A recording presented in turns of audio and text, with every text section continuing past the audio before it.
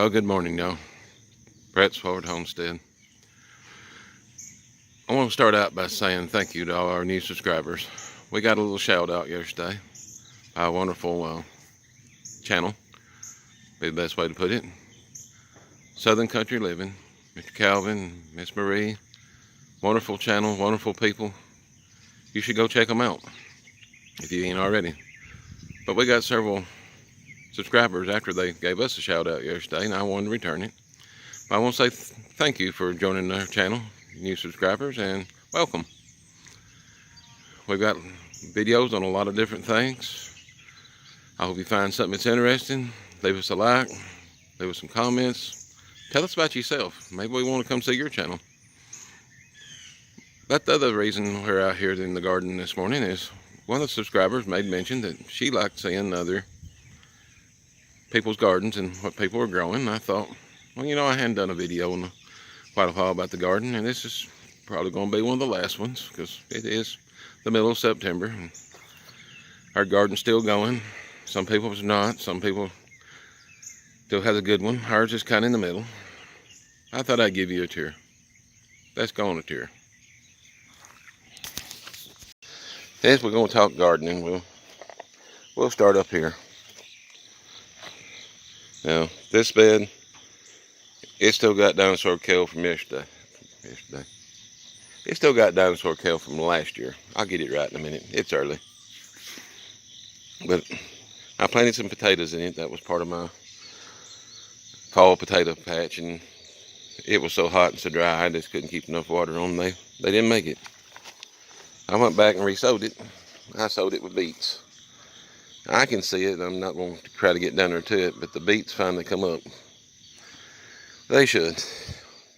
This last hurricane dropped about 4 inches or better water here. I know it's at least 4 inches, but the gauge hadn't totaled yet. But I can see little tiny beets starting to come up. I've grown beets in the fall. I've grown them all the way to Christmas, so I know they'll make it here.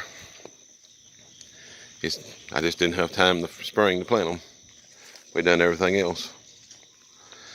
Same thing over here. I planted this with some potatoes.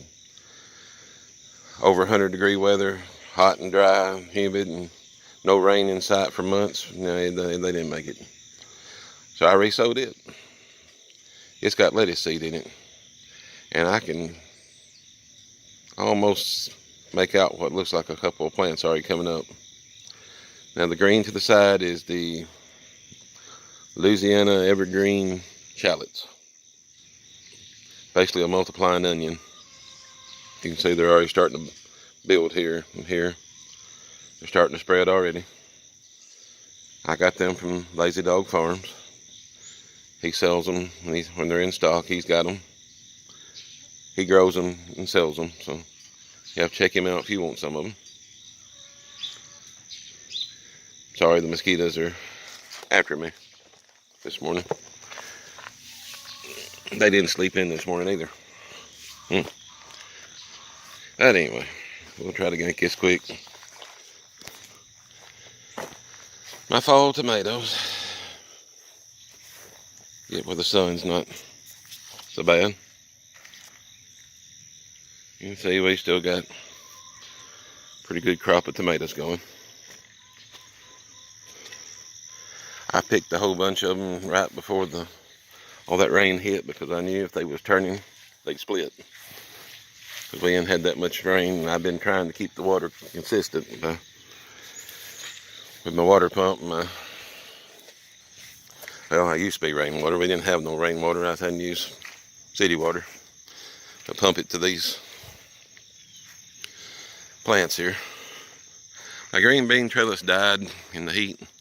Or died back, I should say. But since the weather's lightened up and it started raining in the last week, we're making a comeback. Nah, it ain't much. It's just a few beans. But it's something to eat on. Yeah, you can see the tomatoes better back here too.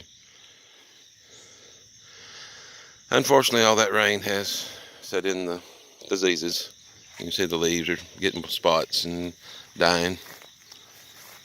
We'll have a whole lot of tomatoes to deal with here shortly because it looks like the plants is probably going to disease up and die on me. Maybe not. I see several in there turning. Go around the bean trellis here. These are my jalapenos. You can see them there. Good size. I made a video about getting the most out of your garden, and I try to follow what I say. One of the things is about consistent picking. I don't pick jalapenos out here until they get the length of my hand. They got to reach across them 4 fingers or, well, turn red.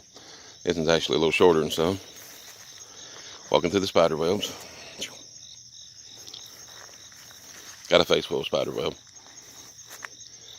But I pulled most of these off because the wind was whipping. I was afraid it'd break my plants.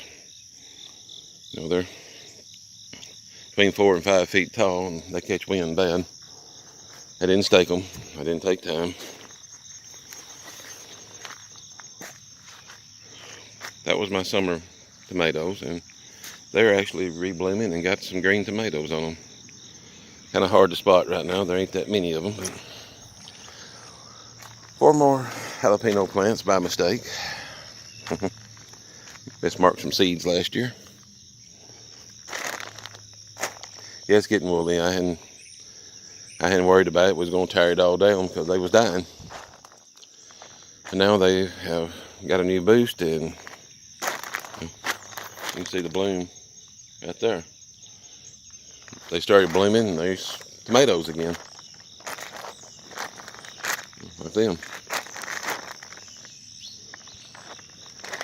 I had 4 good rows of tomatoes here in the summertime. We put up several quart jars of tomato product, I guess you could say. But who knows, we might get a few more. These are putting on.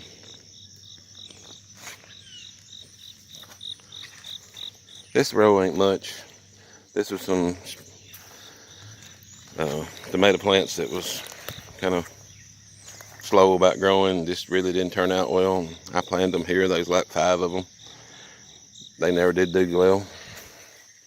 I had a little room left, so I put them in the ground anyway. Now they're looking healthier than they have in a while. I don't know, we might actually get something again. Step over here between the rows. This is my okra. It's Clemson spineless. It don't matter if the sun shines or if it rains or if it's hot, they still bloom, they still put on okra. I picked okra last night, but it rained 2 inches yesterday or better. And I can see right now that I've got at least 3 okra that needs to go in with me.